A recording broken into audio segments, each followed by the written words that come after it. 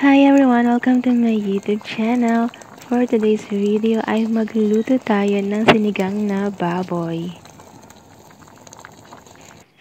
Hindi tayo dito guys gagamit ng sinigang mix. Ang gagamitin natin ay natural na pampaasim.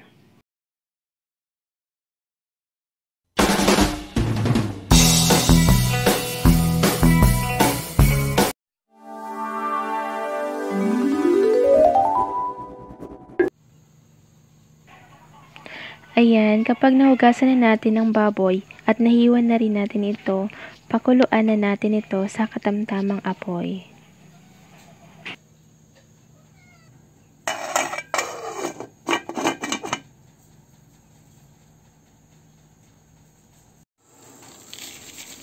Ayan, kapag kumulo na ito, lagyan na natin ng asin. At haluin natin.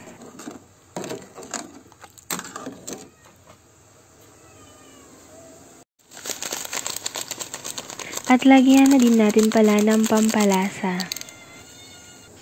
At haluin natin ulit.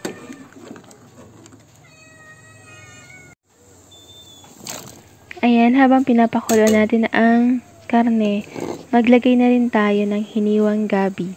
Gamit ko dito ay yung puti na gabi.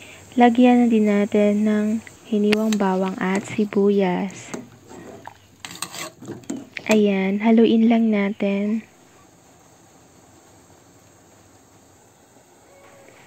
Ayan, maglagay din tayo ng durog na paminta.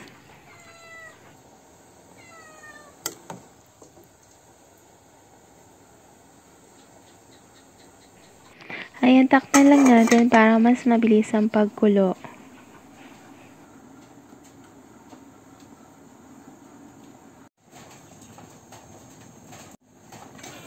Ayan, kapag malambot na ang karne, pwede na nating ilagay ang mga gulay.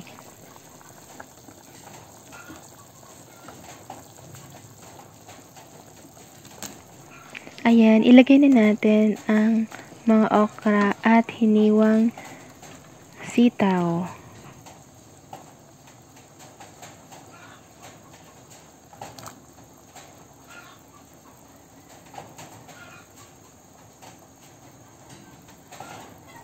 Ilagay na rin natin ang repolyo.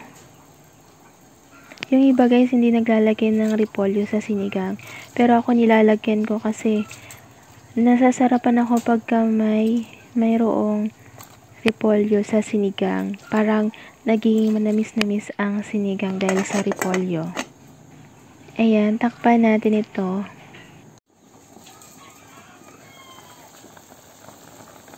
Ayan, kapag gumulo na, haluin lang natin.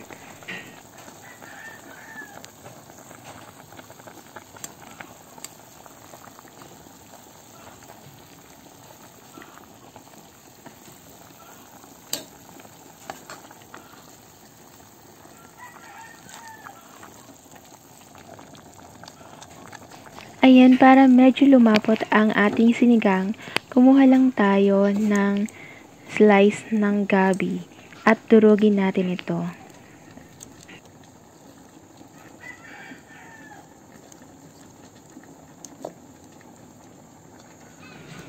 Ayan, nadurog na natin lahat. Ibalik na natin ito sa ating nilulutong sinigang para medyo lumapot na ang ating sinigang na baboy. Ilagay na rin natin ang ating pampaasim, calamansi juice. Bali, 5 piraso ang ginamit natin dito. Ayan, tikman na natin kung okay na ang lasa. Kung kulang pa sa asin, magdagdag na lang din tayo. Ayan, tapos na tayo magluto ng sinigang na baboy. Sana nagustuhan niyo ang ating video for today. Thank you for watching. Don't forget to like, share, and subscribe. And pakihit na rin ang notification bell for more updates. Thank you and God bless. Bye!